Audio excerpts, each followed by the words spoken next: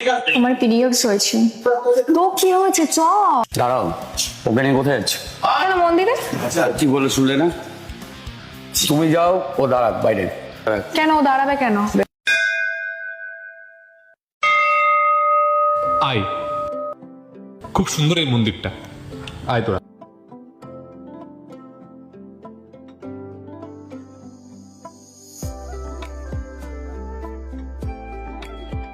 কি রে চ? না রে আমি যেতে পারবো না।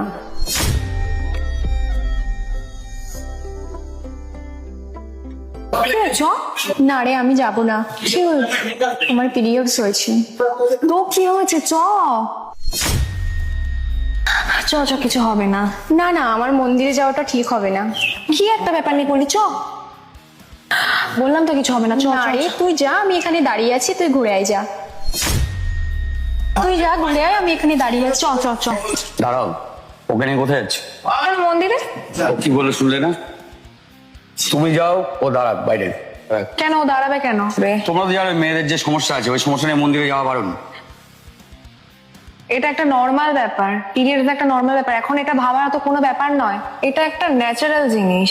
এটাকে নিয়ে তো মাথা কামানোর কি আছে আমি তো বুঝতে পারছি না, না। আমি অত কিছু জানি না। আমাদের যে নিয়ম আছে সেই নিয়মটা আমি ভাঙতে পারবো না। এখন নিয়ম? অবশ্যই। এই জামানায় এসে আপনারা নিয়ম মানছেন? এটা নিয়ম আছে?